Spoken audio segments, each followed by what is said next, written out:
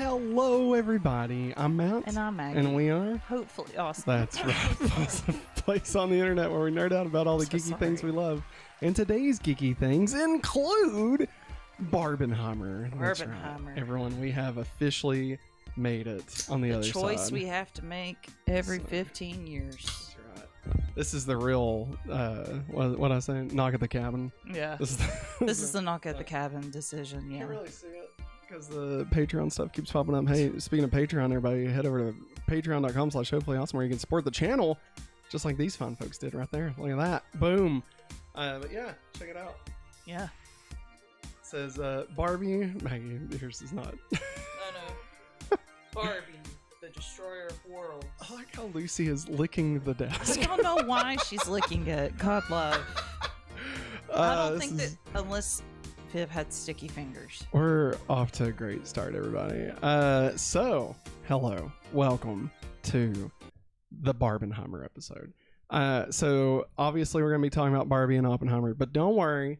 If you've not watched either, we will let you know before we get into any kind of spoiler situation. So, just want to make that clear from the top. We're going to cover a few news stories, and then we'll dive into our review of Barbie, and then we'll do spoiler-filled review of Barbie, and then we'll do our spoiler-free review of Oppenheimer, and then we'll do our spoilers for Oppenheimer, and then we're going to add these to the ranking. Where will they go? Where? Listen, as great as these were, yeah, Teenage Mutant Ninja Turtles Out of the Shadows might be better. That doesn't count. All right, you ready? Yeah. It's time for the news. Countdown. For the countdown to the news. Good news, everyone. We actually watched the first episode of that today. Oh yeah, Futurama. Season 11. Season 11. Just won't die. She's a big Futurama fan. I love it. I've watched, I don't know how many times over. You know, we bought, like, what was it, last year? Year before last. We finally purchased the entire series. The entire series. Because we were like... It's like a smack in the face now. Yeah, we're like, oh, it's done now. Like, they're not going to make any more of it. No, it just won't die. Whole new season. I can't wait. Right there on Hulu. Fubu. Fulu. On Fulu. All right.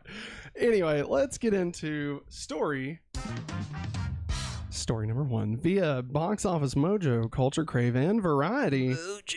It's time to doing a little bit of Mojo, huh? Doing some Mojo with the boys, No, huh? that's what dog's name. Yeah, some whippets. No. Yeah. No.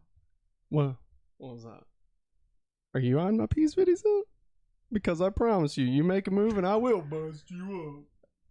Are you on drugs? I ruined it. Sorry. I forgot that you do that part. Are you on drugs? That's right. We are. Everybody's on drugs. I got nothing. All right. First story via Box Office Mojo, Culture Crave, and Variety.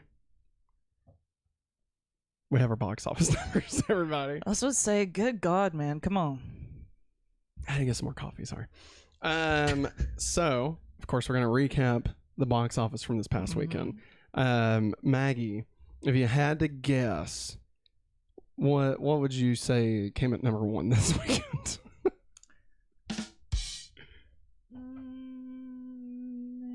Barbie. That is a wild guess. It was actually Sound of Freedom. I had to look it up. Gotcha. Oh, shoot. Listen here. Number one was the new film Barbie. Of course. It hit number one at $165 million domestically. That is a lot of money. Let's go, girls.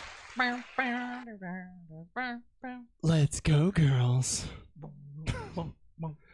I feel like a woman. Oh, that was a little sharp on the ears. $337 million globally. Should have made more. The budget was only $145 million. So I mean, I say only, not because that's a low amount. No. But because it is it's already doubled. Yeah, it's already doubled its budget. So it's already a success. Woo! In 4 days, it's already a success. Oscar winner. It earned. We got a few little things. Honestly, it should win some Oscars. It should. I think Greta Gerwig should win I Best swear to Director. God, here's what I'm gonna say: if it's not even nominated for like Best Picture, Best Director, the Oscars are stupid. All right, They are stupid. but we're not reviewing Barbie right now. All right, we're talking box office numbers. So we'll save those hot takes for later. So anyway, Barbie actually broke a few records, so we're gonna go ahead and talk about those. It earned $70.5 million on its opening day, the first day. $70.5 million. Dang. Just in day one, which is the highest opening day of 2023. This is also the biggest weekend ever for a film directed by a woman. Woo!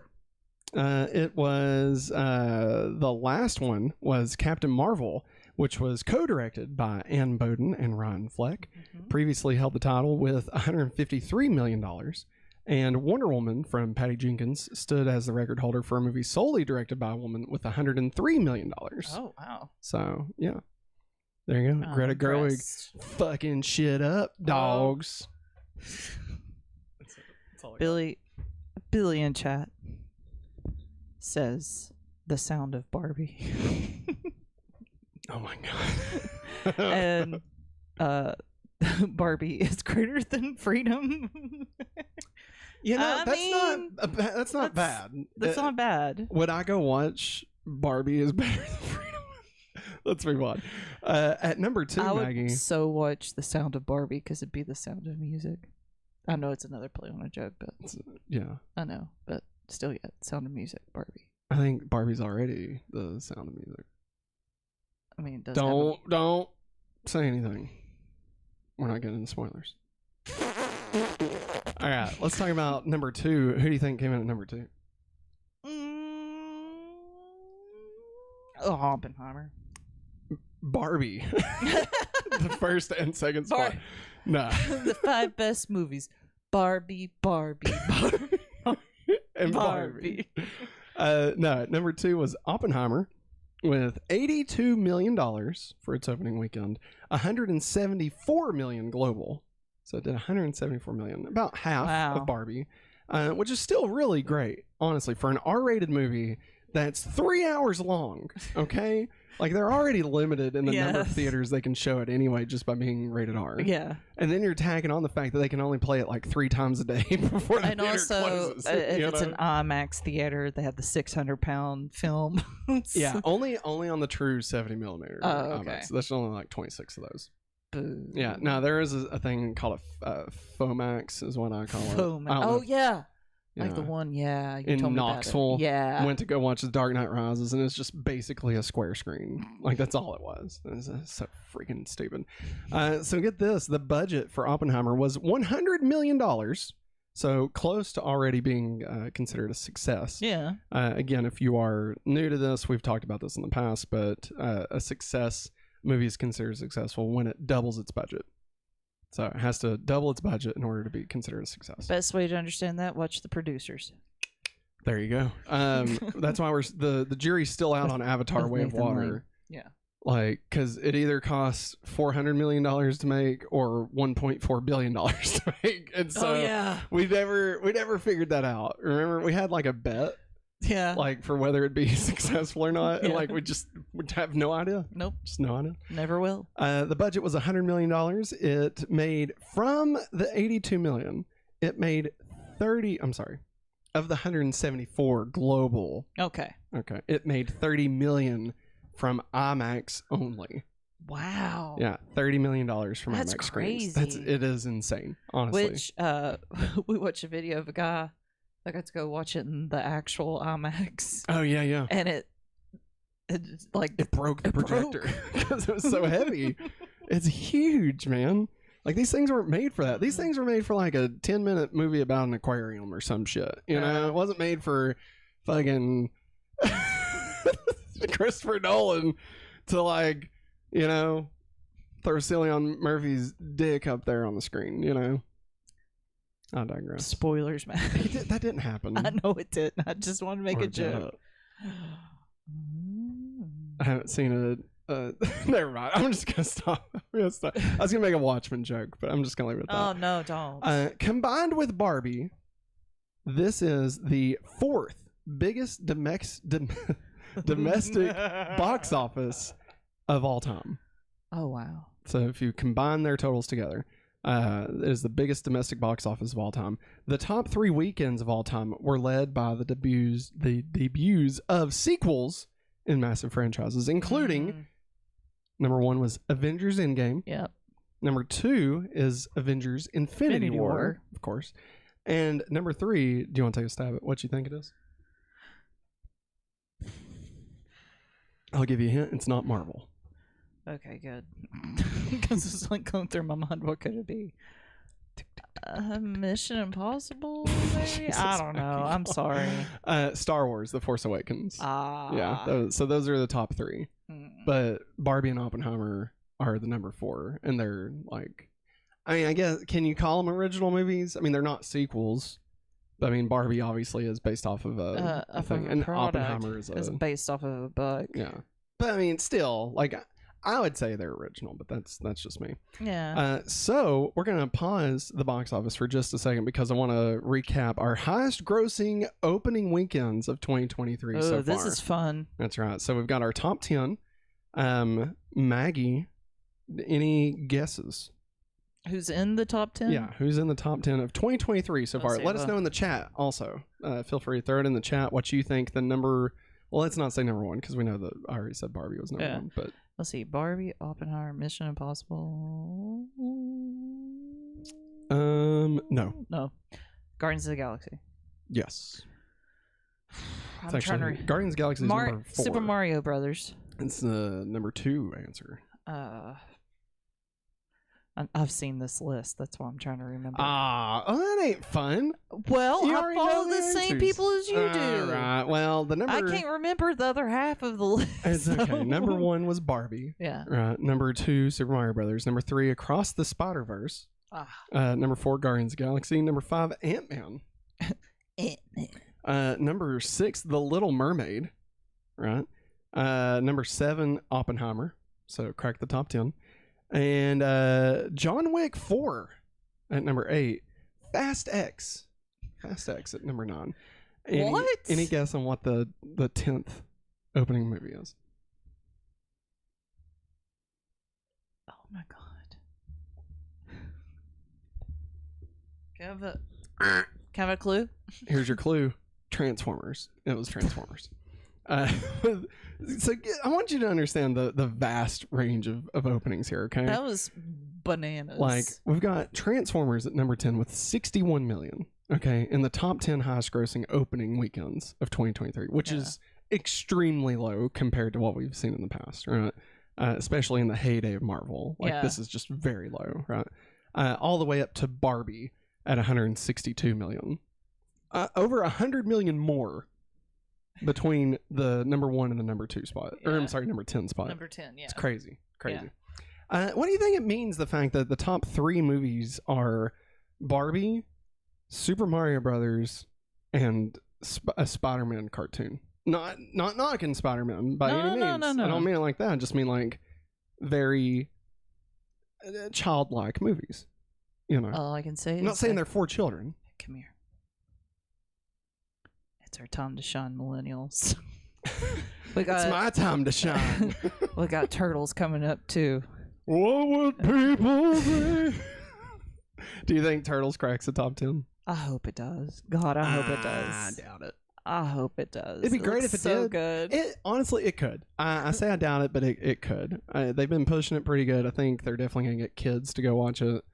And obviously people like us who are just in love with the Turtles. I mean, the marketing for it is like everywhere. I mean, Xbox is giving away an Xbox with controllers that smell like pizza. It's true.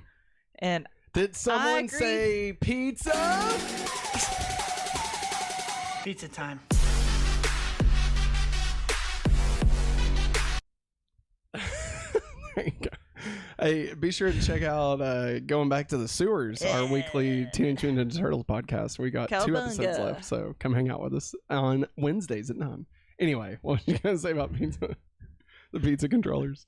Oh, one comment I really agreed with it. While they looked cool, I don't think I want my hands smelling like whatever they pizza scented on it. I mean, that is because it wouldn't just smell like pizza. It'd smell like sweat and gamer Yeah. and pizza. Yeah. It would smell less like pizza and more like Michelangelo. Cheesy. Yeah. Then you get the cheesy some Cheeto dust on that. Yeah. That's why I don't eat anything that stains your fingers while I'm gaming. Again, that's why I stick with just some good old saltine crackers. I'm trying to think back if I can prove him wrong, but as of right now, he did do that the other night. He did eat saltine crackers. It's saltine crackers. It's the best snack you can do. Maybe Cheez-Its if you got them. If you got them.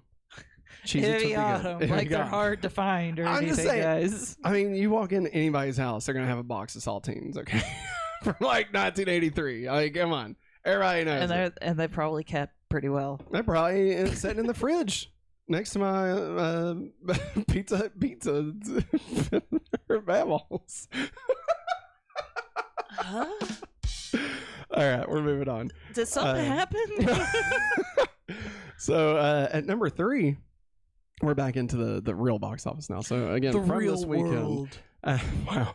At number 3, dropping from the number 1 spot. I'm coming from that number 1 spot. Mission Impossible: Dead Reckoning Part 1, with 19.5 million. No, that is very low. That is very low for this movie. Sorry, Tom Cruise. Yeah, I mean, honestly, obviously you can't be mad. Because, I mean, Barbie and Oppenheimer opened the next weekend. Like, I just hate it, though, because it's such a good movie. It is good. Check out our review of it. Oh, nice plug, Maggie. Good job. It actually had a 65% drop from last week. So that's a big drop. So far, domestically, it's made $118.7 million. So it's already crossed the 100 million mark, which is good. That's good. But just barely. At number 4... Everybody get your want-wans ready, all right? Everybody get ready to put some thumbs downs in chat, all right? At number 4, dropping from the number 2 spot, Sound of Freedom. 20 million, bringing its domestic total to 124.7 million so far. It's made more than Mission Impossible so far. Like, stop buying tickets for people. Nobody's watching it. All right. We've seen the TikToks. We know everybody's like, oh, look at all these conspiracy theories. Like, oh, they're trying to keep the word of Jim Caviezel. Jim Caviezel. All right. Listen, wait, this is what the liberal left is trying to keep the Sound of Freedom from excelling. So we got to buy tickets. No, you're being used. All right. It's a ploy. What's happening is you're buying extra tickets and nobody's using them because everybody is living it up in Barbie land. All right. And you know what? Also living it up in Oppenheimer. And I'm just going to say it. Some of these fucks going to see Sound of Freedom could really benefit from going to watch Barbie. Might learn a thing or two. All right. Jim Caviezel sucks. That's all I'm saying. Number 5. Down from the number 4 spot, Indiana Jones with $6.7 million. Maggie, so far it's at 159 million domestically, and has made 335 million globally. The movie cost $300 million before marketing. So it is. I want to go barf. It is definitely not going to be considered a theatrical success. So, you know what will be a theatrical success at number 6, dropping from the number 3 spot. We got Insidious: The Red Door with $6.5 million. That's holding strong, isn't it? Yeah, it's made 71 million. I believe the budget's only 15 million. Oh yeah, kind of like The Blackening, wasn't it? Like, oh gosh, what was the budget for? Like, it was like what, 5 million? Super low. Something Yeah, like that. but like it like quadrupled it more or less. Horror movies do really good. Yeah. What had you tickled earlier? Like every now and then I try to glance down at chat, trying to keep up with our people. Yeah. And well, you said put thumbs down in chat for something, which Jerriana did. And Good job, Jerry. Billy said boo. And then he also said he took it upon himself to say, oh my God. I'm sorry. That movie made me stop enjoying freedom. I love it. This is the audience we want. Okay. This is the audience we're trying to cultivate here in the hopefully awesome universe. Oh, Lord. We want people that'll just shit all over the sound of freedom. We need to lay off, okay? Nah, they can leave. So, number 7, dropping from the number 5 spot, Elemental with $5.8 million. So far has made $137 million. Oh, wow. Yeah, not bad. It's really hung in there, honestly. I'm glad it's cute. It's really good. Check out our review. When it hits Disney Plus, everybody definitely check it out. I mean, by all means, go to the theater and watch it if you want to. But I mean, it'll be on Disney Plus in like a week and a half, probably. If fucking Bob's got anything to say about it, Bob. I know, right? You let me down, Bob. You either listen. Here's the thing, Bob. What's his last name? I forgot. Iger. Here's the thing, Bob Iger. You either die a hero or live long enough to see yourself become the villain. And that's what you've done. You have two-faced this thing. You went out on top and you launched Disney Plus and gave Marvel and Star Wars some shows. And then you left. You left it and in everybody's Chapek's hands. Everybody applauded when he was entering and laughing as he walked away. All right, that is what they were doing for Bob Iger. And now look at him. Now look. He's burned half his face off, and he's got AI jammed up his ass, and he's like, I can't pay writers $3.25. Fucking don't squawk this shit. Fuck this shit. We didn't know. Oh my God. Oh, Bob Iger. Give me Jim Caviezel on the phone. Maggie's about to leave chat. All right, listen. Maggie left chat. It just sucks, man. I used to like Bob Iger. Now everybody does. What am I gonna do with that book of his that I've got now? That is right. You got that book of his. I was so excited. I was like, oh, this guy's great. Now, Anyway, pay people. Fucking Bob. You're goddamn Disney. Everybody. Anyway, they've got Jennifer Garner out there protesting. Boom. How dare they?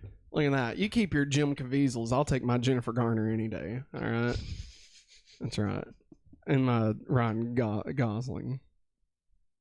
Boom. Greta Gerwig. Are you okay? Cillian Murphy's penis. All right. At number 8, dropping from the number 6 spot, Across the Spider-Verse with 2.8 million, 370 million so far. At number 9, dropping from the number 7 spot, Transformers, Rise of the Beast, still hanging in the top 10. What? With $1.1 million. That's what that busload of kids was watching. Probably, yeah. And at number 10, closing us out this week, is dropping from the number 8 spot, No Hard Feelings. Has brought in $1 million this weekend, and it has made a total of $49 million so far. So again, really good. Yeah. Really good. Yeah. What we got? I see laughing emojis. Got him, Jerriana says, and then she says Maggie is away from keyboard. Away from keyboard. And Billy Thanks, dropping some JG better than JC. I can only take that to mean Jennifer Garner is greater than Jesus Christ. I'm assuming that's what he's saying. All right, you heard it here first, folks. What number is the Flash? Wait, it's gone. It's gone. It's gone, buddy. It's an NFT now. Yeah. Warner Bros. Decided to make it into NFT for some reason. Fuck it. If they want to know, I'll look it up right quick. Okay, we'll look it up for you. Maggie, why don't you? Yeah, where is the Flash? Jerriana's demanding it too. What number did wait? Let's see. Where was it at last week? Was it like 15 I think or it was something? 13 last week. I say it's like way down there, guys. All right, I've got Box Office Mojo pulled up. Here we go. Actually, not as low as you would think for a movie that's now available on the deep web. Right. As a blockchain. It was 13 last week. It has dropped to number 14. Only it's one. Not that bad. One step down. It made a cool $317,000. Bringing its total domestic up to $107 million. Oh my god. This is the biggest failure of all time. It's terrible. Yeah. So there you go. Should have put it in the tax write-off. It also breaks down. Zaslav. It breaks down how much it averages per screen it's on. No. And it's making $2,000 per screen right now. Whereas Barbie, for comparison, is making $38,000 per screen. So there you go. There you go, everybody. There is your weekend box office update. Moving on. Story number 2. Oh, yeah, don't get I happy. know, I already know. So we're actually in headlines. So these are going to be a little bit shorter. Well, obviously, it's going to be shorter than that shit. So via the Hollywood Reporter, Ben Affleck has been cut from Aquaman 2. Cut. So there was actually a whole thing. I was like, we don't need to spend this much time on this. No, apparently, didn't they try Keaton also? So the original thing was they were gonna do Aquaman 2, and it was gonna be Michael Keaton shows up at the end. Yeah. Michael Keaton was gonna be the elderly statesman, is what the producers were saying. That he would be like the Sam Jackson of the DCU. That just shows up, right? And so they were gonna put Keaton in there, and then for some reason they flip flopped. I guess because Batgirl got canceled. Yes. And so they brought in Affleck. I guess actually I don't know when it happened, but it was Keaton, and then it was Batfleck, and that's where it was staying until James Gunn, and then James Gunn was like, "We're not putting anything in." He was like, this universe is dead. We're not going to promise a storyline that's just not going to happen for people. No more. And that's fair. Honestly, I appreciate it. It has been through, they've had three reshoots for this movie, Maggie. Yeah. 3 reshoots. 3 reshoots. 3. All right. So when they make a movie. Yeah. And they show it to an audience, and it gets fucking right, which turtles, right? And they were like, you can't have that fuck from Armageddon be Shredder. You gotta get a real Shredder in it. And so they refilmed some of it, right? Yeah. So they did that. They showed it, and audiences fucking hated it. So they did reshoots, and they did that 2 more times because audiences still hated it. And now it's just coming out. So I mean, is it in a place that it'll be good? Is it a whole movie? I mean, it'll be a movie.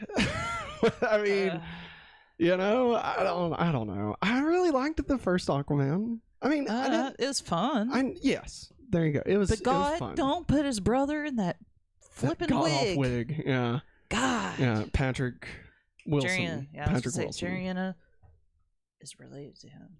Patrick Wilson? Yeah. From YouTube? No.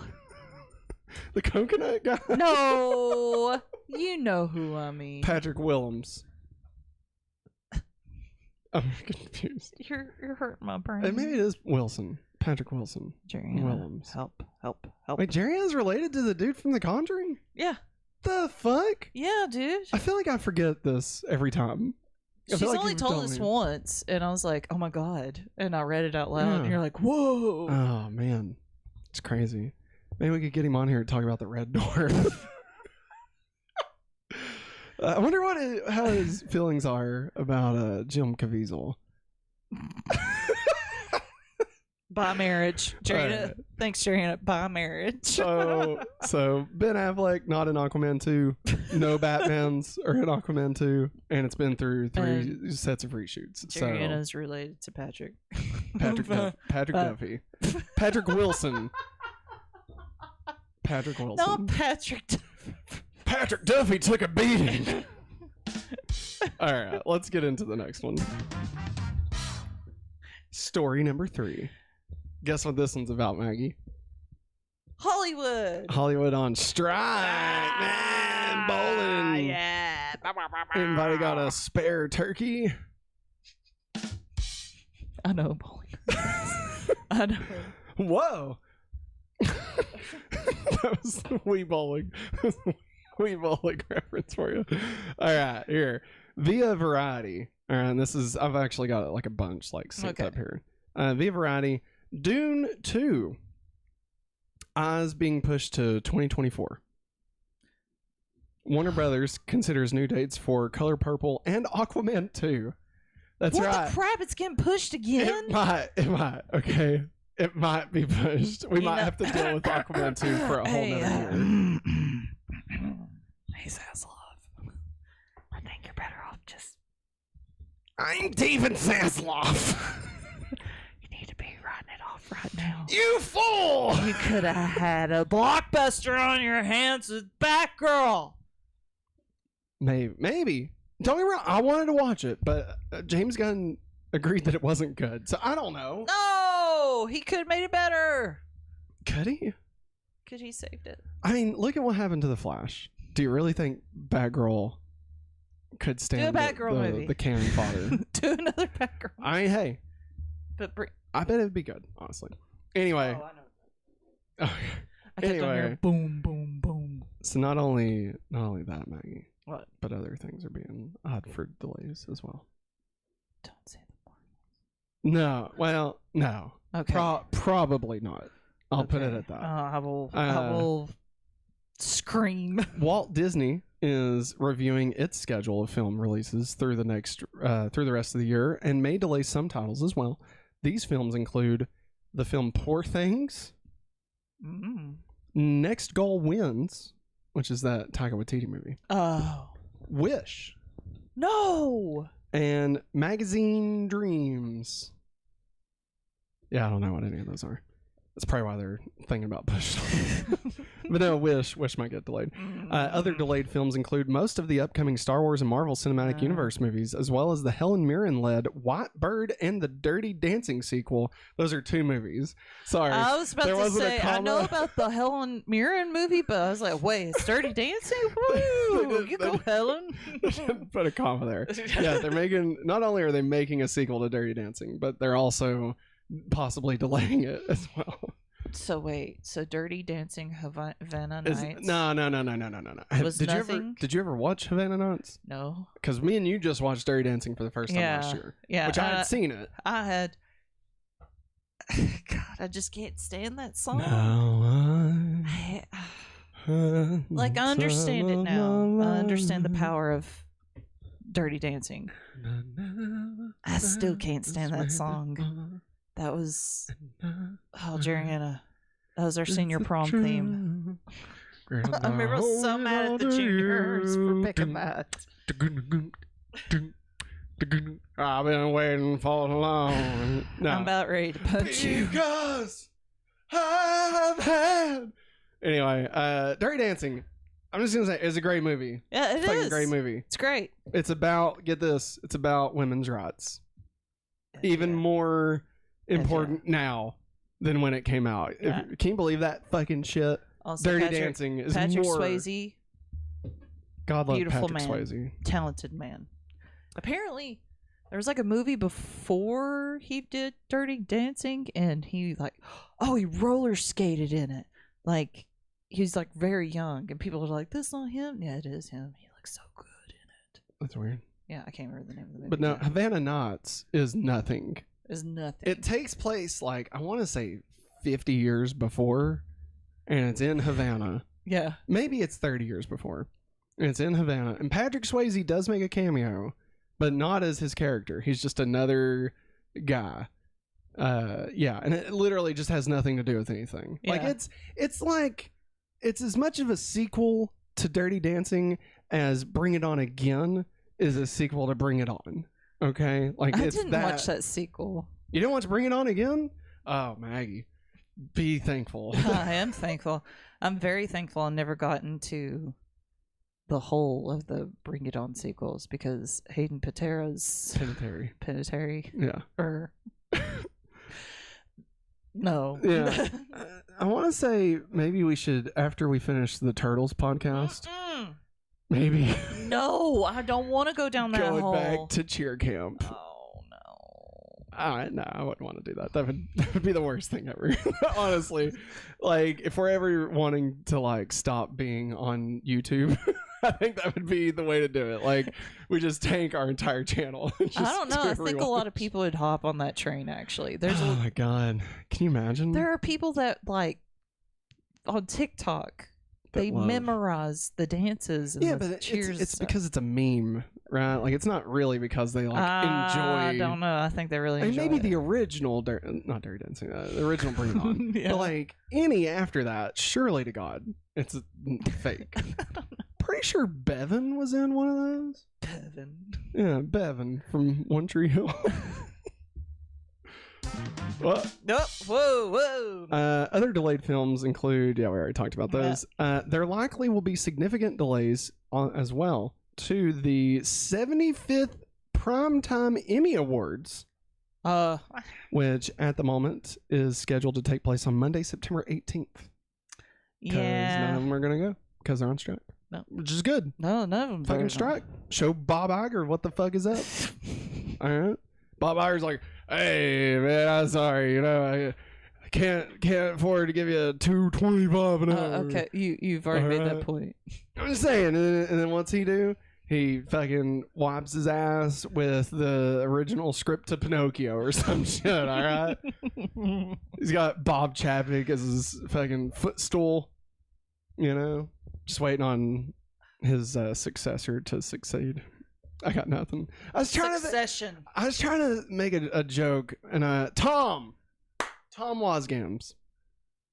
When Succession. I'm sorry, I had to think about it. The way he treated the cousin. Fuck, what is the cousin's name? Oh God, what was his name? Loved him. We've literally lost all memory. Logan, Ken, Shiv, Roy, Roman.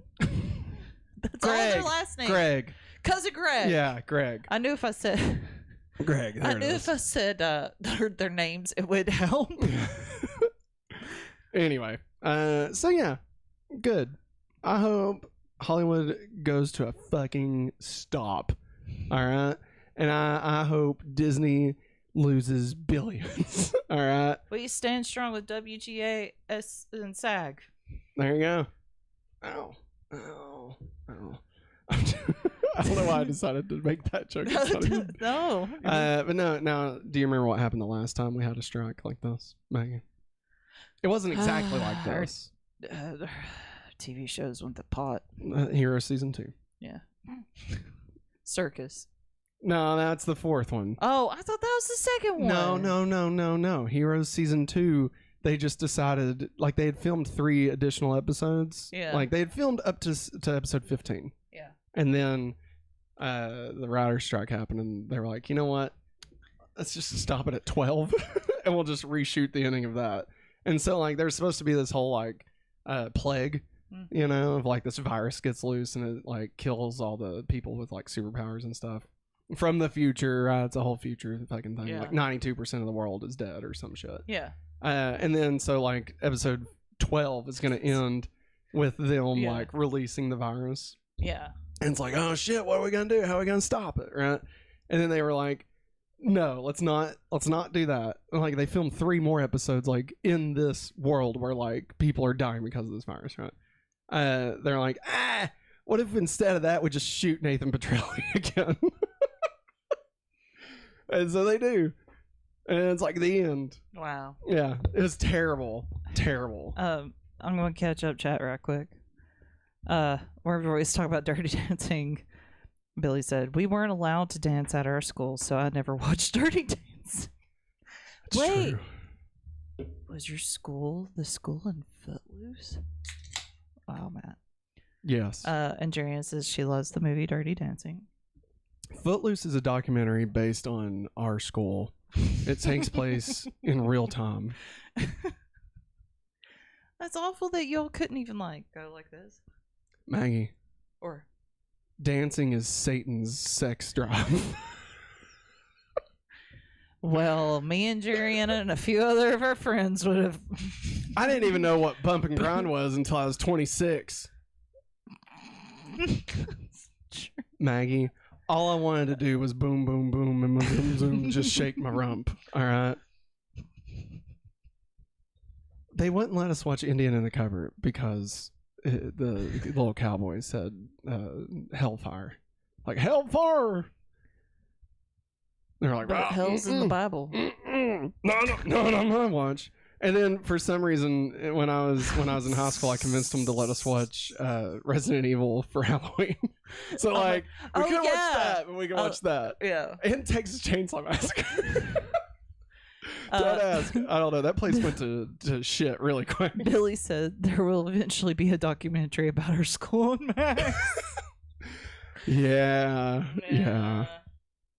Gotta love those private institutions, you know. Those true crime podcasts. Probably true. Hidden up in the ceiling somewhere. I don't want to talk about it. Underneath the gym floor. Lighthouse. More like dead house. I don't know. Dark house. I was trying to think. More like dark house. The GDP story.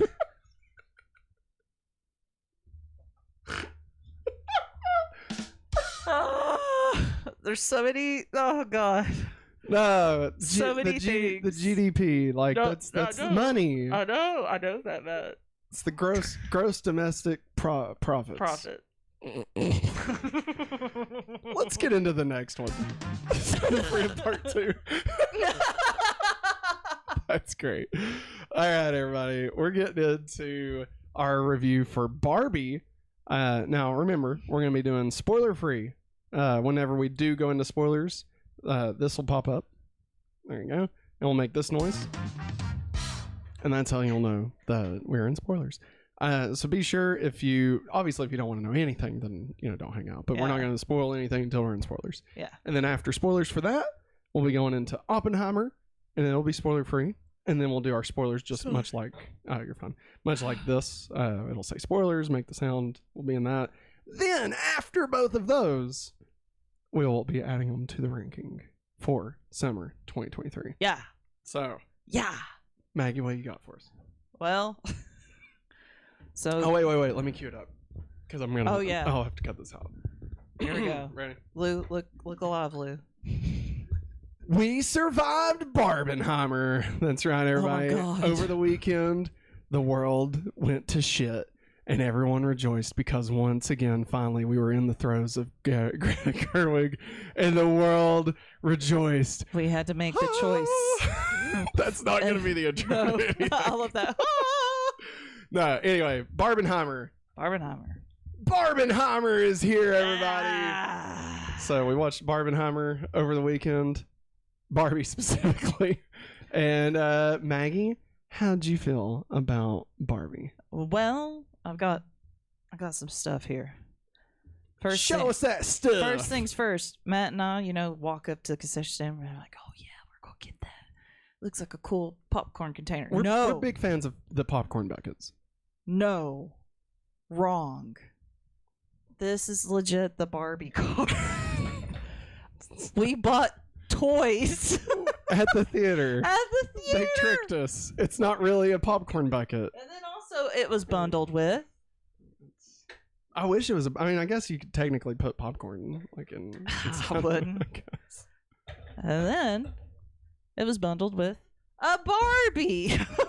Now, do you want to tell them what's fun about this Barbie? This Barbie I had already had. And you literally couldn't get the bundle. No, you couldn't. Without the doll. You had to get all of it. And we already had this. Yeah. But it's fine.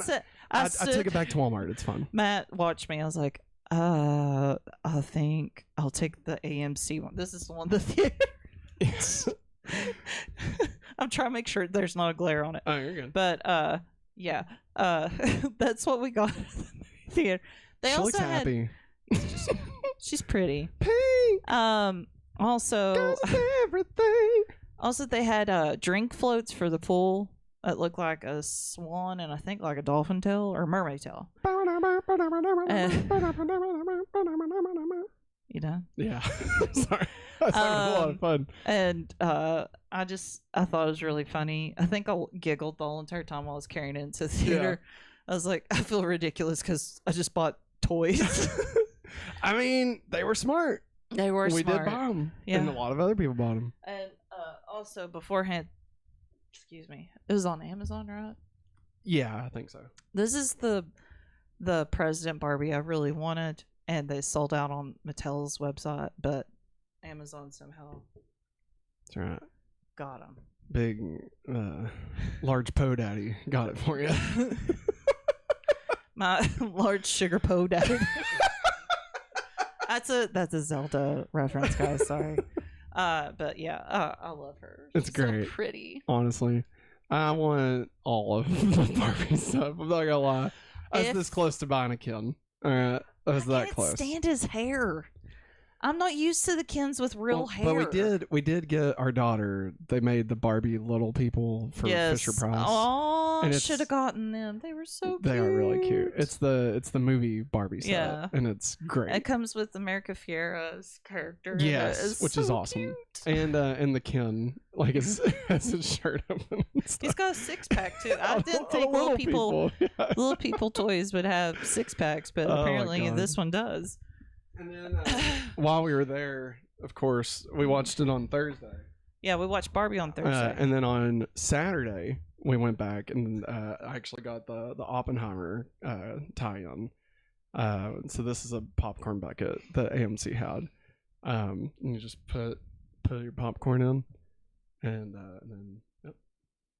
And then you put it on your head. There you go. Oppenheimer.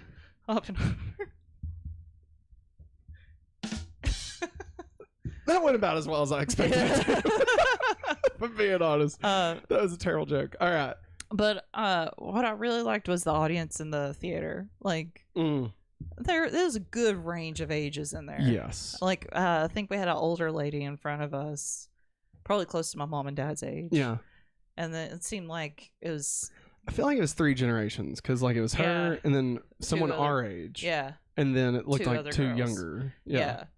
And I can't remember when it was at the beginning. She just like busted out laughing so hard at it. I was like, that gives me hope. Absolutely. And I mean the people that we were there with, like I don't really know how to describe it, but just I guess the audience that was there with us, atmosphere. It was so good. Yeah. Like, I mean, sure, it was opening day, so obviously you're probably gonna get the most like the ones that want to be people that there, are excited about it. But like everybody was just so happy. Yeah. And like excited. Like I haven't been in like a group audience in a theater like that. I feel like in a long time. Like at the end, everybody just sounds so happy leaving, and like everything was hitting correctly, you know. And people, it's always fun when like, especially around here, when they make jokes that some people would probably not like, and we find hilarious. And other people were finding it hilarious too, and it's great. Yeah, you know, we was there with a bunch of woke people. You know? Please don't use that word. I'm joking. No, I'm making fun of the people that use woke as a negative. Anyway, so that is a little bit about Barbie. Yeah. Maggie, you're a huge Barbie fan. You've been waiting on this movie, seems like your whole life. Okay. I guess. How did you feel about Barbie? I loved it. It's probably like probably out of my lifetime one of my favorite movies. Oh my god. I really, really liked it. Your name. This is your name. My version of your name. Which is my favorite. Yeah. Your name's Barbie now. Come on, Barbie. God, I can't stand that song still. You're supposed to say "Let's go party." Let's go party. God damn it. Todd in the Shadows on YouTube and Nebula. He did a great episode, One Hit Wonders. It's all about the Aqua Barbie song. Everybody should go check it out. It's like 20 minutes. It's a documentary. It's great. Actually, Todd in the Shadows. Go check it out. He's really good about the top songs and the worst songs. Yes, he's awesome. Everybody go check it out. But Barbie. Oh, you okay? I hit the. I gotcha. I hit the car. For me, I would say Matt hates pink. Hey, my shirt. I know. I'm joking. Like I give a joke. shit. Oh, we should put Lucy in the car. Look, she's a Barbie girl. Oh, you can't see her. I'm trying. It's hard. Hold on. Here, I got it. Oh gosh. I got you. She's trying to escape. There you go. There you go, pup. There we go. Nailed She it. hates life right now. She's like, why did I start coming back to the studio? Oh. All right, let's get the No. She hated that. Okay, listen. I gotcha. Barbie. All right. Going into Barbie, I was assuming it was going to be fun. Yes. I was assuming it would probably have some interesting points. Mm-hmm. And I was hopeful that it wouldn't suck ass after like the second act begins, right? Yeah. I was hopeful. Because you never know. No. You never know with these, right? It could, like everything we see in the trailers could be in the first 20 minutes and then, the rest of the movie actually sucks really bad, right? I had hopes. Yeah. And I would like to say that Barbie may be one of the most perfect movies ever made in the history of the world. Agreed. It's insane. Agreed. It's insane how perfect this movie is. Okay, it's crazy. It's hilarious. Yes. It's moving. Check. It's weird. Check. It's very strange and fun. Check. And sad and beautiful and like just welcoming, and it is literally all the emotions that you want to feel is in this movie.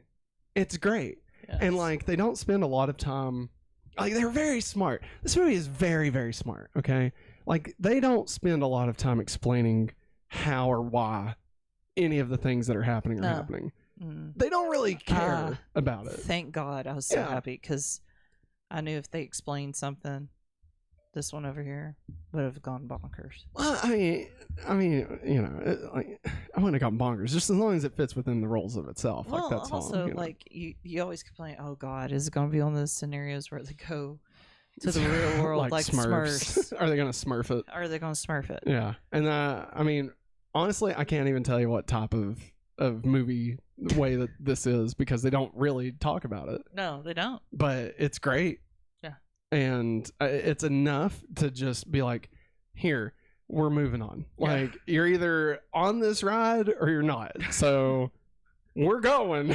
So if you want to jump on. But we're leaving, you know? And that's the movie. And I just got to say, I think everyone involved in it just did A+++ work. It is A++++. Like honestly, this is just one of the best movies. I have not stopped thinking about it. I haven't either. Like since we went, I've been listening to the soundtrack every day. I've been thinking about it. Great. Like literally just thinking about like my favorite scenes, like what it's trying to say. There's so many things that I couldn't believe. Yeah. Were in there. Not even just from like I can't believe they snuck that in. Like there are a few jokes like that. Like there are a few jokes. I'm surprised Mattel let this happen, right? Because they don't shy away from shitting on Mattel a little bit, you know? But like there's things that I'm just shocked that like actually got to make it into a big budget studio movie, right? That some of the most poignant things said in this could actually exist in this movie. Yeah. And not only that, what makes me so happy is that this movie has all of those things. And it's also one of the highest grossing movies of all time. Yeah. Already. Like, I mean, it'll get to like being like of all time, but like for the opening weekend it broke records, right? Yeah. highest grossing film directed by a woman. Yes. Right. Barbenheimer is the 4th largest opening weekend ever in the history of cinema. Right. Yeah. Like it just shows that if you're willing to let people who are passionate about things make the things that they're passionate about, instead of trying to just have a committee fucking make shit, you know, and it just sucks and you end up with Aquaman 2, you know? Like, instead of doing that, if they're just like, hey, here's somebody that has an original idea about something that we're trying to sell, and like they're working within it. Like it's Barbie, right? They just wanted to use Barbie, like the studios want to use Barbie because it's a known property they can make money off of, right? And like the I told you about how it started out with whenever they did get the rights to use it, they wanted Anne Hathaway. But this has been like X amount of years ago.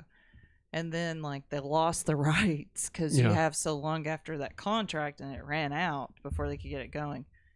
Then they got it back, and then they tried to bring on they brought on Amy Schumer. Yeah.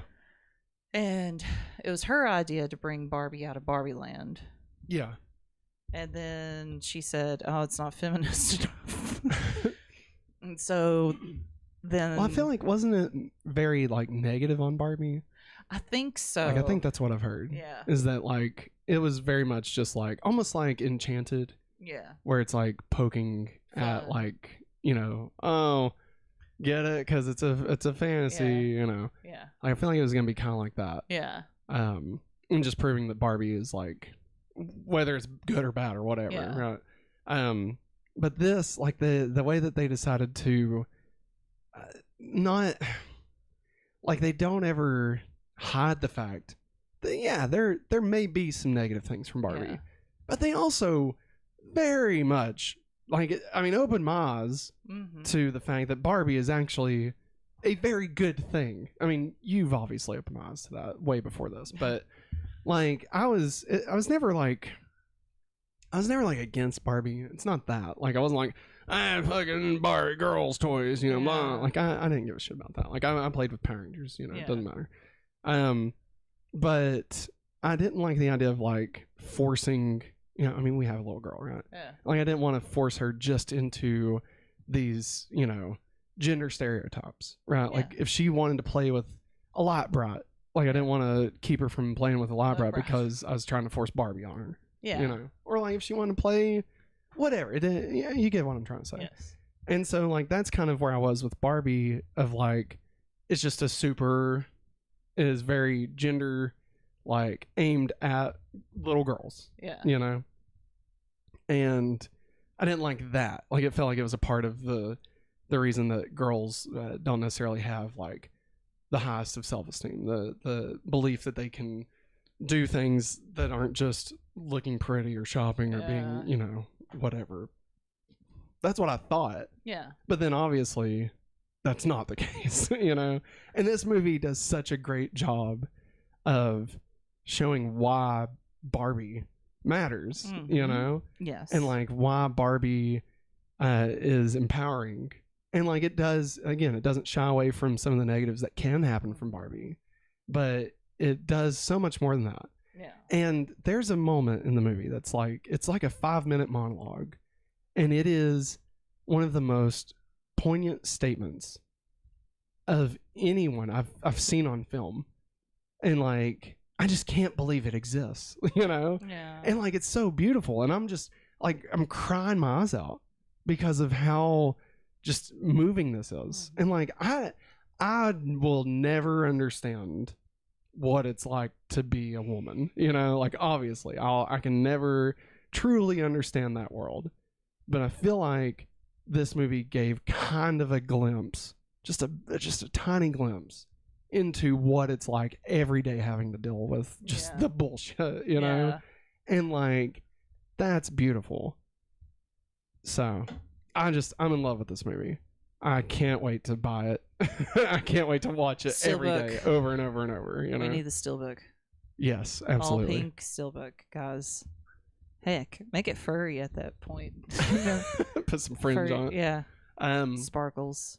I will say, so aside from just shining on this movie for years, I will say that a few things I loved a lot, still staying out of spoilers. Ryan Gosling, Yes. I mean, I knew I was gonna like him in it. Yeah. But like, I didn't know just how deep. Not deep. Deep's the wrong word. I didn't realize how much Ken would go through, and I'll put it like that. Yeah. You know, like, and like, there's a moment about halfway through where the story takes a turn, just like any story does, and I was kind of hesitant. I was like, I don't know if I like what they're getting ready to do. Yeah. Like, this could be very bad. You know.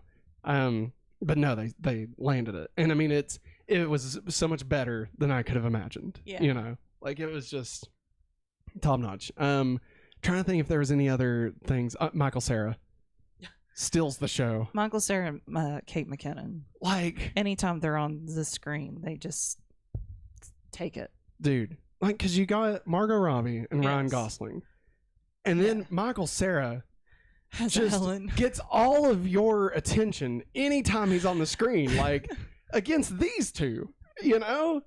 And it's like, I can't stop looking at Michael Cera. He's amazing. Then we find out after we watch the movie that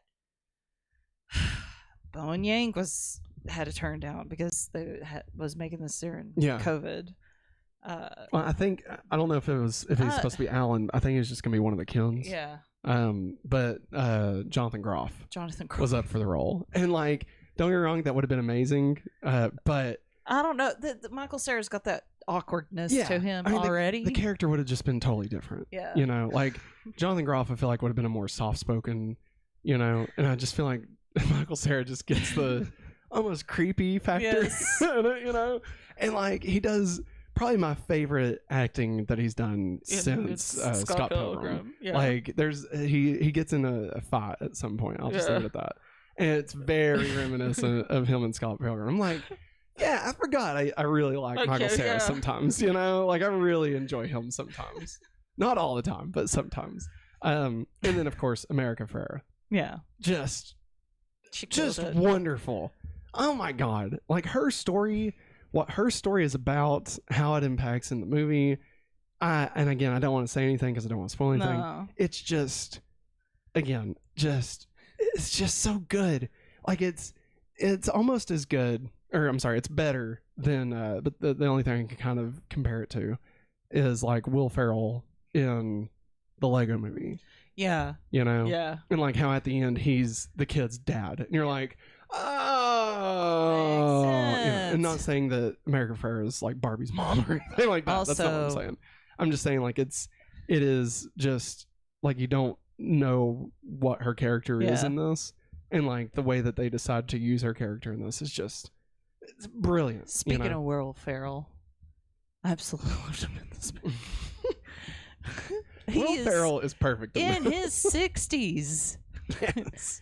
And the things that he gets to do in this, I'm just like, did you really do that? And he's really, really stupid. Yeah, he is. Like, but dumb what does as it a remind rock. me of? He reminds, maybe his character, not exactly. From Step Brothers? Well, not from Step Brothers. It reminded me of Old School. Frank the Tank? Yeah, it's very simple. Frank very similar. was stupid. Yeah. Catastrophic. And like, they're all stupid. Like, all the him and his corporate team, people, they're so dumb, but it's perfect. Yeah. Like, it nails that. Yeah. And like, again, not spoiling it, the way that it all wraps up at the end is, again, I'm laughing my head off and then I'm crying, and it's just great. You know, it's just great. You feel all the feels. Let's get into spoilers. Okay. All right, so we're gonna do spoilers, and you've been warned. We won't stay in spoilers too long because we do got to talk about Oppenheimer. 3 hour Oppenheimer. Yeah, and we won't have too much to say about Oppenheimer, but I know we're gonna be on here until midnight probably. We're getting into spoilers, so come back if you don't want to be spoiled. I can't believe Barbie was dead the whole time. Oh my God, that's crazy. No. I can't believe she finally. I can't be the one. I'll do it. Okay. Close up on me. I can do it because I'm a lady. I can't believe Barbie finally got a vagina.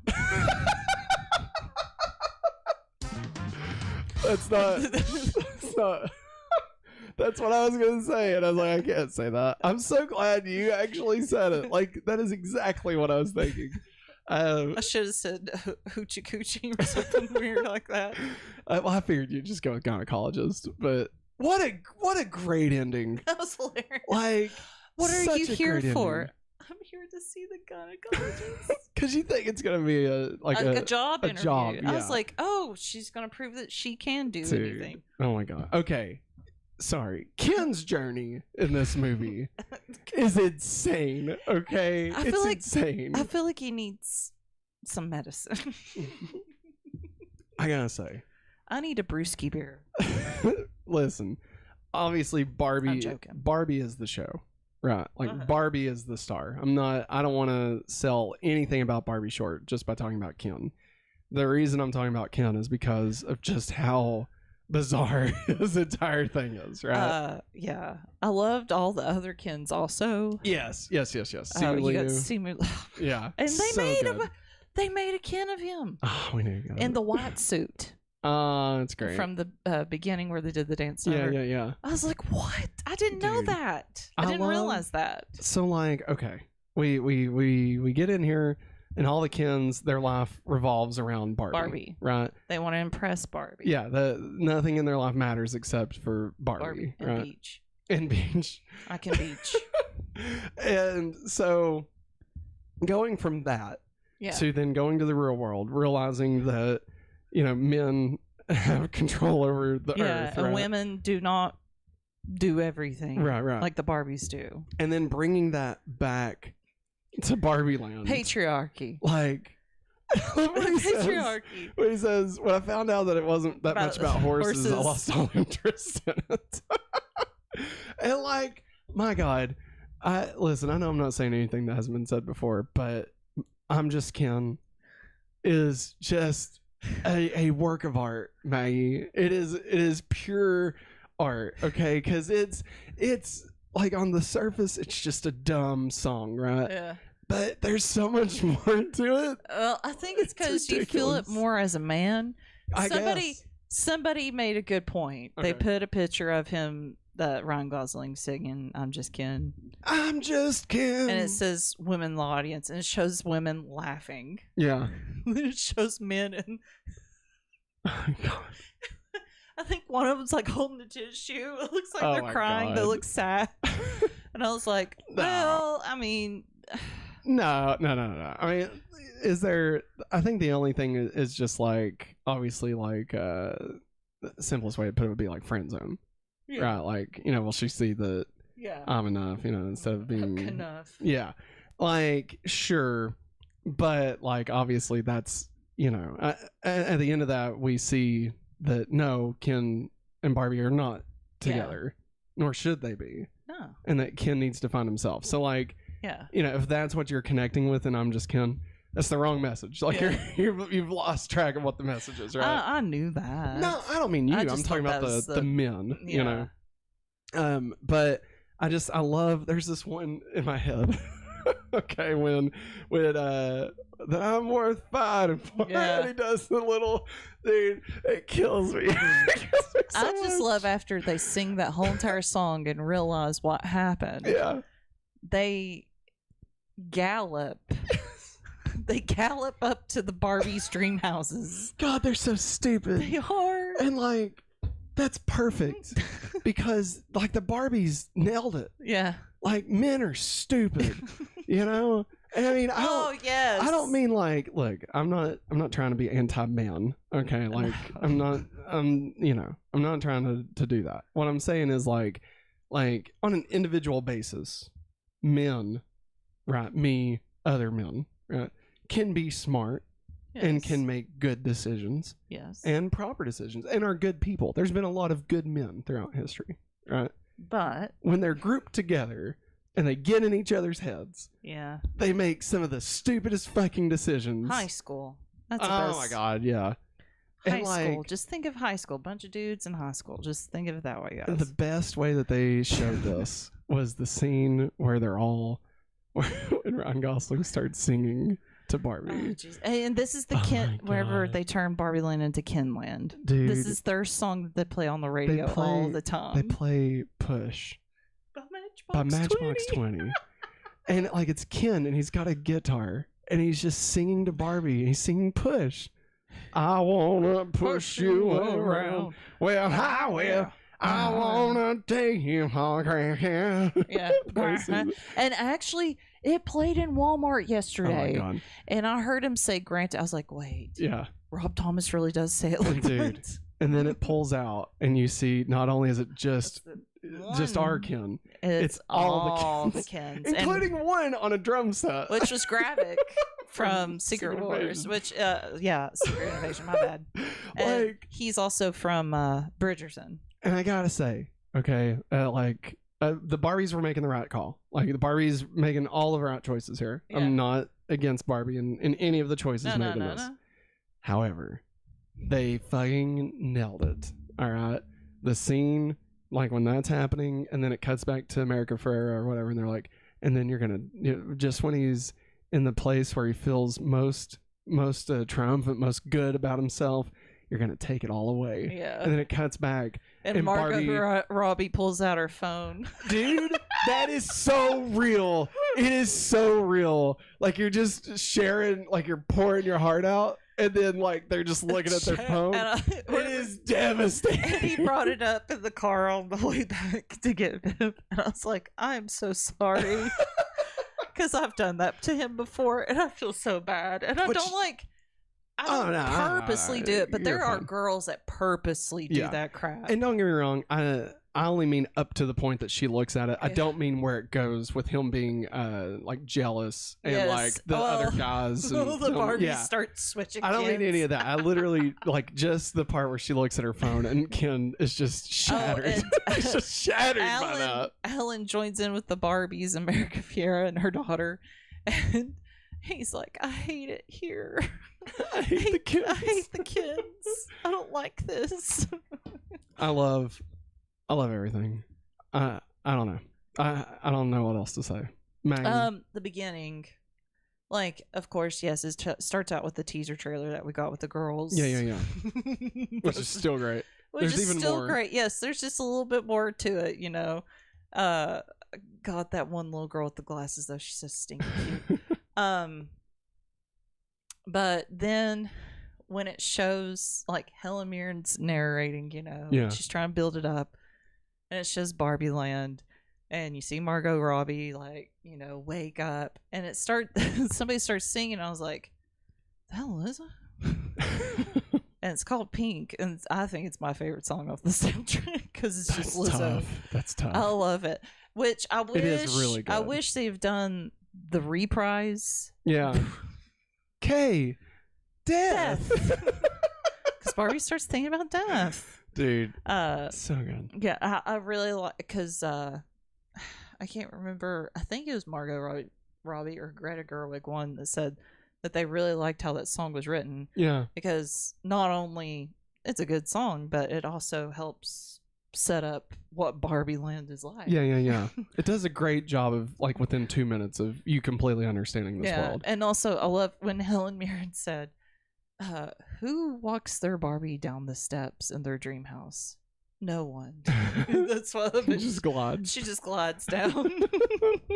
And I gotta say, I love that, like, you know, as much as this movie is pro Barbie, obviously, as it should be, they also don't paint her as just a perfect picture. Like, she is actively kind of negative with Ken. Like, you know, the Kens kind of feel used, and they are. I mean, you know, based on that, they are. And so I mean, like, it's not that Ken's justified in any of the things he does, obviously. Yeah. But like the fact that they're willing to be like, well, because I mean, just the way that she's like, I've used you for everything that I need you for.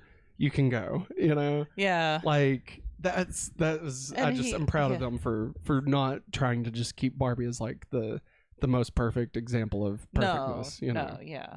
And she wants every day to be perfect, but then we realized that there's like a link between your Barbies and the person in the real world. That's when Weird Barbie comes in place into play, and that's Kate McKinnon's character. We're not going to tell them the whole plot, are we? I know. Well. I mean, you're fine. You could, like, if I there's love anything you want Kate to shout McKinnon. out. I just like... She's my favorite Saturday Night Live member. She's awesome. I love her. But I just love the fact that they really played into where a kid got a hold of her. Yes. Drew all over Everybody her had face, that Barbie. cut her hair, and made her do splits all the time. And like that's what she constantly does. Yeah. She's so weird.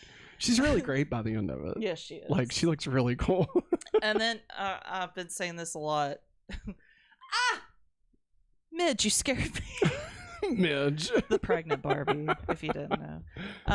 But yeah, I really enjoyed this movie. It just brings back a lot of memories of me playing with Barbies with my cousin, also with my brother. Don't judge. If they're this far into our Barbie review, I don't think they're the type of people that's going to judge. But yeah, it was nice. Yeah. Yeah. And I think when it's showing Barbie talking to the creator, Barbie, Ruth. Specifically the last time they talk, that was really sweet. Yes. And then of course, the song by what's her name? Billie Eilish. Yes, like just so moving, man. And like again, when America Ferrera just goes on about what it's like to be a woman, like for 5 minutes straight, it's just like, I mean, I'm literally just tears streaming down my face. You know, it's just so like, how can a movie be so ridiculously funny, and so moving? You know, like I don't think I felt something like this since like Jojo Rabbit. You know, which is just like punching you right in the fucking soul. You know, God, so good. Anything else you'd like to say before we go watch Barbie? Yeah, just go again. Go watch it again. I would go watch it again. Honestly, I would too. Let's move into Oppenheimer. All right, everybody, welcome back. Spoilers for Barbie are over, so now we're going to dive into our spoiler-free review of Oppenheimer. The second half of Barbenheimer came out this weekend. We checked it out, and I gotta say, going into it, it's not that I wasn't expecting anything. I just didn't really. I knew it'd be good. I mean, it's a Christopher Nolan movie. It looks good. It's got an all-star cast. Like, it's gonna be good, right? His usual suspects that he uses. Yeah. The way I put it. And I gotta say, I guess it met my expectations. You know. Yeah. Like, same here. It didn't like. Same here. Blow my expectations out of the water, but at the same time, I was expecting it to be a well-made movie, and it was like a well-crafted movie, and it completely enthralled me for the 3 hours. You know. Yeah, I think. Well, not a lot of people are not into biopics. Yeah. So if you're not into biopics, don't. I mean, I would say it's not. I would say it's more, to me, like the first 2 hours. Especially hour number 2, like the whole hour number 2, really comes across more of a horror movie. Yeah. Like, I can, just intense. And like, I mean, my heart jumped up to like 110 beats per minute, like just sitting in the chair. And like, it's just horrifying. I'm pretty certain my hand turned purple because he squeezed it so hard at one point. And like, don't get me wrong, it's not like visually horrifying or, you know, anything like that. It's not like it's showing. It's just the tension. Yeah. Building tension. Like knowing ultimately what this is building to. Yeah. And like, it's like you're watching the downfall of mankind in real time, you know, and everybody's cheering and you're like, yeah, we're all going to die. Yeah. You know? Yeah. But it's outside of that, it's just a really good movie. Yeah, it is. A lot of, I mean, I didn't know really anything about Oppenheimer before watching this. I didn't know, like, I'll be honest.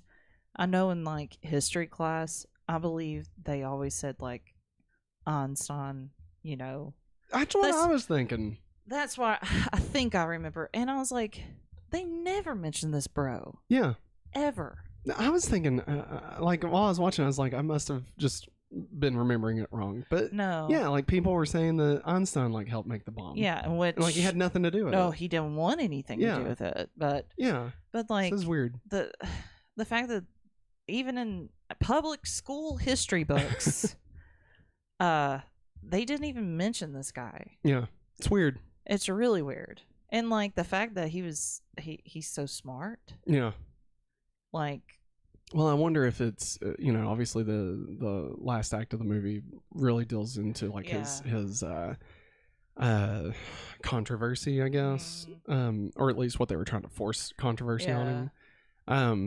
And the way this movie is set up, where it's a lot like The Prestige, where like you're starting at the end and you're getting 2 points of view at the same time. And Robert Downey Jr. Oh my god, phenomenal in this. Phenomenal. And whoever did makeup, they knocked it out of the park. Yeah. Because they didn't use any CGI. Yeah, no, I mean it's Nolan, Yeah. Whoever did the makeup to make like Cillian Murphy look young. Yeah, when he's got his curly hair. Like when he's like supposed to be 18 or 20. Yeah, 20. I couldn't believe it. And even no spoilers, yeah. And then you see even Robert Downey Jr. Yeah. Jr.'s character. You can tell how much time has changed on him, and you're like, whoa. Yeah. It's honestly, Robert Downey Jr., this might be the best thing that he's done. Like, it's right there with Iron Man. I mean, just the way he completely embodies his character. Yeah. And I would say, honestly, for me, I feel like this character I would say it's harder for him than Tony Stark, because he basically is Tony Stark. So yeah, which, don't get me wrong, he totally nails it. Yeah. But like, I don't know, like this reminded me that Robert Downey Jr. is a fucking actor. Like like we saw him in or like that one we watched Kiss Kiss Bang Bang, and it's like hey, it's just Robert Downey Jr. Yeah. And then like Doolittle looked awful. Yeah. I always think of 9 months. Is he in 9 months? Yeah, was Zach Galifianakis? Oh no, wait, not 9 months. Oh, I'm sorry. It's okay. What is that one? You're thinking of God. Due date. Due date. I knew it had to do with pregnancy. 9 months is the Hugh Grant. Yeah. I was like, is he in that? That's amazing. My bad. Due date. But also I knew, because my mom, this was like one of her favorite rom-coms whenever she could catch it. Yeah. Was Chances Are. Oh, okay. And he's in it, and he's so young. Yeah. And even then you could tell he's great. Yeah. He's also really good in Tropic Thunder. Can't really talk about that. No, though. we can't. But I mean, like, at the time. I really don't want to. I'm not saying, I'm not sticking by Tropic Thunder by any Angie. means. I'm just saying, Yeah. At the time, he did really good. Yeah. We'll leave it at that. Yes. So, yeah, as far as Barbenheimer, as far as Oppenheimer goes, I mean, I would definitely suggest watching it. Yes. For sure. Yes. If you can make it to the theaters, I think it's worth watching in theaters. Yeah. But that being said, if you can't, I think, like, if you could only watch one movie, I would hands down tell you go watch Barbie. Yeah. Like, it wouldn't even be a question. Even if you were on the fence about Barbie and figured you'd probably like Oppenheimer, I would say no, go watch Barbie instead. Like, just give Barbie a chance. All right, give it the chance to surprise you. All right. But Oppenheimer, you're getting exactly what you expect, which is a fantastically made movie. People at the top of their performance, top of their craft. This is, I would say, in the list of like Christopher Nolan movies, if you remove all the Batman movies, I would put this probably below Interstellar. Like, just on a personal level, like I would put Inception. Oh wait, that's hard, man. Oh, I forgot about The Prestige. I'd probably put Prestige number 1. Yeah, I saw a lot of people say I would put The Prestige. I'd go Prestige, Inception, Interstellar, Oppenheimer. That's what I would do. I don't know how I'd put it. And then Tenet would be at the beginning and the end of the list. It'd be on both. Because it's Tenet. It's Tenet. It's Tenet. All right. Still don't understand that movie. That's because you've only watched half of it. You have to watch Tenet, and then you have to watch Tenet again. That's the only way you can truly understand Tenet. I don't think I want to understand it. We'll watch it again one day. We are currently living Tenet. Think about that. But yeah, Oppenheimer, really good. I'm trying to think if there's anything spoilers that I really want to talk about. There's not really. Not really. I mean, it's not really the kind of movie that has spoilers. No. You know. I will say that I think BuzzFeed posted an article of the comparisons of them, the characters that they play, of what they look like in real life. And he is like almost dead on looking like the real Oppenheimer. Yeah, and for sure. Robert Downey Jr.'s character too. Looks just like him. Yeah, and I think Florence Pugh's character also. Yeah. But she does a great job in this too. Yeah. I mean, I can't think of anybody that did a bad job. No. What's his name? What? From Santa Claus. Oh, Bernard. Yeah, he's really good in this. Bernard, he's really good in this. And Jack Quaid. We got Josh Peck. Like, so many good and people. also BuzzFeed did another one where it was like the actress and actresses that's in this, the first role that they had to now in this film. And I sat there, I told him, I said, I can't believe how many like kid actors that are now like our age that's in this. Yeah. It's really the only thing I did want to say, and I forgot about this until just now. So Nolan, of course, made a big deal about the fact that he's not using CGI to recreate the nuclear explosion. Yeah. Right. Oh yeah. And like they're like, oh, just wait until you see it. Wait until you see this. It's beautiful. This nuclear explosion, right? It's so real. And like, I'll be honest, okay? Like,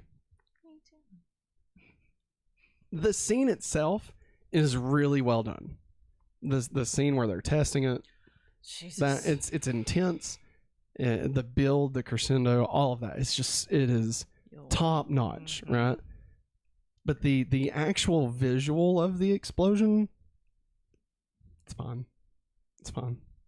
Like I think I think Indiana Jones and the Crystal Skull had a better nuclear explosion than this. All right, like I'm just saying. Dang, that's saying a lot. I mean, you know what I mean. Also, a lot of noises made me jump. Like maybe it would have been okay to use some CG for that. I don't know. Like I wanted to be. Pardon the pun. I wanted to be blown away by the nuclear explosion, okay? And I wasn't. Literally, I wanted to melt my fucking face off. But no, like it's fine. Like it is an explosion. Yep. You know, and like it goes boom. Not even like, we've watched like Mission Impossible, Fast and Furious. Like we watch some movies. I mean, fucking Power Rangers Once and Always.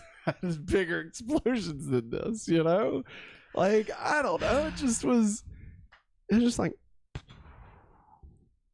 and like sure, boom goes the dynamite, and like when you see the flash and like all that, and like the the reverberations and stuff, like all that's fantastic. But like the actual visual of the explosion itself was just, I was just expecting more.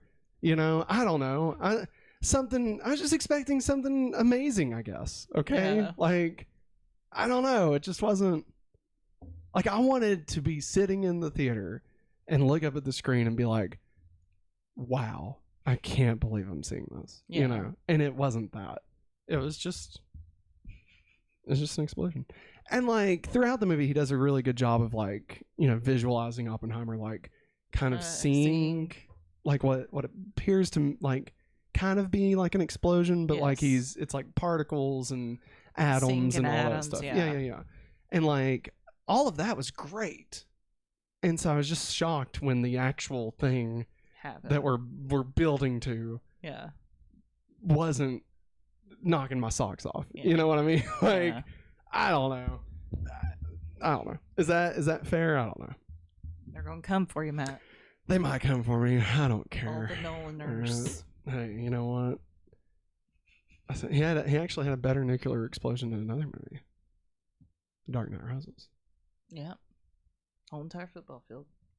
No, at the end when Batman flies it off. Oh yeah, I forgot. It's great. Bad. Honestly, I think that would be the best way to fix this movie. Okay, you just take this movie when the explosion happens, you just hard cut to Gotham. Doesn't really make much sense there. Oh, yes, Oppenheimer, brother. Oh. Okay. Let's move on. I'm leaving. Let's get into the ranking. Yeah, we're just not going to do spoilers. I know. All right, everybody. Welcome back. Spoilers are... Well, we didn't even do spoilers for Oppenheimer. But welcome back. We are getting ready to add Barbenheimer to our 2023 summer list. We've got Barbie and Oppenheimer to add. I would say let's add Oppenheimer first. Okay. So just to recap where we are on our list currently. At number 11, we've got Fast X. Number 10, Guardians of the Galaxy Volume 3. Oh, yeah, sorry. Fast X.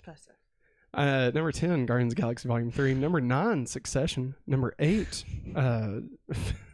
Transformers Rise of the Beast. Succession doesn't deserve that, guys. It should be way higher. The fact that we're going to end this in Guardians of the Galaxy is going to not even be in the top 10. Like, people are going to fucking behead us. Like, it's going to be awful. No, they won't. Anyway, number 8, Transformers Rise of the Beast. Number 7, Joyride. Number 6, Indiana Jones. Number 5, Elemental. Number 4, The Little Mermaid. Number 3, Mission Impossible 7 Part 1. Number 2, what? I like how you put it on me and I'm yawning. Oh, I didn't realize you was yawning. I'm trying to keep the clicks, you know? Like, you got to keep people's attention, you know? All right. Number 3, Mission Impossible 7 Part 1. Number 2, Across the Spider-Verse. And at number 1, The Flash. Which is still sitting at number 13. 14. Moved to 14 this week. Where do you want to put... And it's funny... Because when we left the theater, like over the weekend, we had an idea of what we were going to do with these. Yeah. And I feel like I've chilled out a little bit on Oppenheimer. Oh, okay. Not like, again, it's not bad. No. But I think like it is so perfectly made. Yes. Right? It is the top of its craft. I agree. But I don't necessarily know if it's like, you know what I mean? I don't know though. Where do you see Oppenheimer? Where do I see Oppenheimer? I mean, this is opinion based. I know. No, I'm telling it for everybody. This is opinion based. We're not saying that this movie is better or worse than any other movie. Like, this is just on our personal level how we liked it compared to the other movies this year. I mean, this list is a ridiculous list, you know? No. Like I said, Succession doesn't deserve where it's at. Yeah, seriously. Do you want me to give you an idea of where I'm at? Give me an idea. So, I was thinking... I'm thinking either number 2 or number 3. So I think either below The Flash and above Spider-Verse, or below Spider-Verse and above Mission Impossible 7. I was actually thinking it could be the new above Spider-Verse. I don't know. Spider-Verse was great. Well, we can put, I mean... No, but I mean... it's half a movie. Yeah. You know? Not as bad as Fast X. But, like, it's still just half a movie, you know? A third of a movie. I feel like Oppenheimer did, like... It was terrifying. Yeah, it was. Point. Like, yeah. Let's put it number 2. All right. So, below The Flash... What are you doing? Below The Flash, above Spider-Verse. You want down? So we will go Oppenheimer. All right. So now we have to add Barbie. Number 1. Yeah. I mean, is anybody surprised? Is anybody surprised? Obviously, it's going to be number 1. We've got a butt ton of Barbie merchandise. What do you think? That's not why. You know. I know, but I'm just proving a point. We love this. If Barbie doesn't end up being the number 1 movie of our year, then I can't imagine how good the next movie is that's better than it. Yeah. You know what I mean? Like, because it's not come out yet, and I can't imagine anything coming out. Like, we know the more stuff that's coming out. There's nothing on the radar that I feel like is gonna get close. And like, unless Teenage Mutant Ninja Turtles just completely floors us, and I mean, I don't like. We will love it. I can totally see it being number 2. You know, I could see it being the Flash. I could totally see that. Michelangelo. But like, I don't. I don't. The space between Barbie and the rest of the movies this year is so vast. Yeah, Succession should be right up. I don't see anything coming close. Now I'm open to it. Yeah. I'm very much open to it. Yeah. Remember I said when we was doing our spring or winter list? Yeah. Creed 3, like that would be the movie of the year, you know, and like compared to Barbie, it's like not even close. Which there's been some other stuff like with all the Jonathan Majors stuff, which again not been proven. So I mean, you know, we won't dive into all that. But yeah, Barbie #1, forever and always. Forever and always. Sorry, excuse me. I really can't imagine it not being #1. I'll be shocked. Win all the things. I will be happy if Barbie is not #1. Like if something comes out that's better than Barbie, I will gladly give it its due. Yeah. I just don't imagine that happening. Like that's what I'm saying. You know, I'm not trying to be like I'll fight for Barbie to be #1. Like, no, if something else is great, then yeah, we'll put it there. I'll fight. If you weren't gonna put Michael Keaton Batman above Barbie, then I don't think anything's gonna get. Like I think you, yeah. Michael Keaton Batman. That's gonna wrap it up for us, everybody. We hope you all enjoyed this week's episode of the Hopefully Awesome Show, our weekly podcast where Maggie and I chit chat about all the nerdy things we love. We will be back again next week with the Haunted Mansion. So a week from today. Oh, okay. I was like, what are we watching? So right here next Monday at 9 p.m. we will be back.